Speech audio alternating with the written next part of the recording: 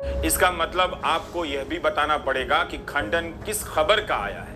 अदानी समूह के खंडन के बाद भी आज गार्डियन और द फाइनेंशियल टाइम्स की रिपोर्ट के बाद अदानी समूह के कई शेयरों के दाम में 2 से 3% तक की गिरावट देखी गई। जनवरी से अगस्त चला गया, 8 महीने बीत गए। अदानी समूह सुप्रीम कोर्ट की हाई लेवल कमेटी की रिपोर्ट का अपने पक्ष में क्लीन चिट की तरह इस्तेमाल करने लगा है, जैसे सारी जांच पूरी हो गई हो और सारी बात खत्म हो गई हो। अब कोर्ट को ही बताना चाहिए कि जो रिपोर्ट आई है उसके संदर्भ में उसकी हाई लेवल कमेटी ही जांच करने लायक है या किसी और सक्षम एजेंसी से मीडिया रिपोर्ट की जांच होनी चाहिए। हमने जो रिपोर्ट पढ़ी है गार्डियन में, फाइनेंशियल टाइम्स में, और जितना समझा है उससे एक बड़ा सवाल यह निकल कर आता है कि क्या सेबी ने भारत के सुप्रीम कोर्ट को सारी बातें बताई हैं। इस साल मई में सेबी ने सुप्रीम कोर्ट से क्यों कहा कि 2016 में अदानी समूह के बारे में कोई जांच नहीं चल रही थी। यह बात गलत है, लेकिन जिस तरह से 2014 में चल रही एक जांच का मामला सामने आया है, क्या ये सुप्रीम कोर्ट के सामने लाया गया था?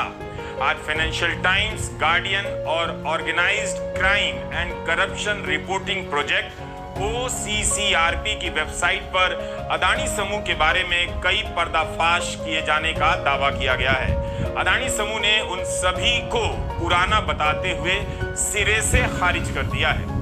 आज की रिपोर्ट में सेबी के इस दावे को चुनौती दी गई है कि अदानी समूह के खिलाफ कोई जांच नहीं चल रही थी। फाइनेंशियल टाइम्स ने लिखा है कि जनवरी 2014 में भारत सरकार का सेबी और directorate of revenue intelligence DRI के साथ पत्राचार हुआ है, जिसका काम स्मगलिंग और आर्थिक अपराधों पर नजर रखना है। इसके आधार पर वे दावा कर रहे हैं फाइनेंशियल टाइम्स की जनवरी 2014 से अदानी समूह की कई कंपनियों की जांच हो रही थी। अखबार उन दस्तावेजों को सामने लाने का दावा करता है। DRI के प्रमुख ने सेबी को पत्र के साथ साथ सबूतों की एक CD भी सौंपी थी, क्योंकि सेबी स्टॉक मार्केट में अदानी ग्रुप के लेन देन की जांच कर रहा था। अदानी पावर प्रोजेक्ट के लिए इन्फ्लेटेड बिल, यानी ऐसे बिल के जरिए भुगतान हुआ जिसमें बढ़ा चढ़ाकर पैसा दिया गया, दाम से बहुत ज्यादा। DRI ने यह भी लिखा है कि इससे संकेत मिलता है कि इस तरह के बिल से जो भी पैसा बना, ज्यादा पैसा लिया गया, उसी का कुछ हिस्सा वापस भारत के स्टॉक मार्केट में अदानी समूह के माध्यम से लगाया गया। Organized Crime and Corruption Reporting Project OCCRP ने तो लिखा है कि पहली बार 2007 में DRI ने हीरो के अवैध व्यापार की स्कीम में अदानी की 3 कंपनियों को शामिल पाया था।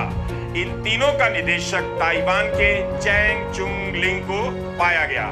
एक और ट्रेडिंग फर्म जो उस व्यापार में शामिल थी, उसका प्रतिनिधित्व संयुक्त अरब अमीरात के नासिर अली शबन आहली कर रहे थे। ये बात भी सामने आई कि चैंग का सिंगापुर में वही पता है जो विनोद अदानी के घर का पता है। OCCRP ने लिखा है कि अदानी समूह ने अपनी विदेशी सब्सिडियरी को ज्यादा पैसे दिए, बिजली बनाने के उपकरण की ज्यादा कीमत दी गई। यह भी 2014 में DRI की जांच में पाया गया।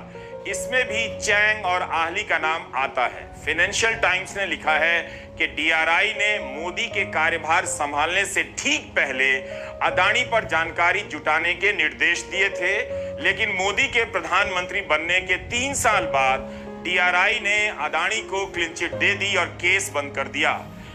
क्या सुप्रीम कोर्ट के सामने यह बात थी कि 2014 में DRI ने सेबी को चेताया था? क्या सेबी ने जांच की इस बात को सुप्रीम कोर्ट से छिपाने की कोशिश की? जिस समय की बात हो रही है उस समय सेबी के प्रमुख UK सिन्हा थे। इसी UK सिन्हा को NDTV के बोर्ड का सदस्य बनाया जाता है जब अदानी समूह NDTV का अधिग्रहण करता है। उस समय आई खबरों के मुताबिक अदानी ग्रुप के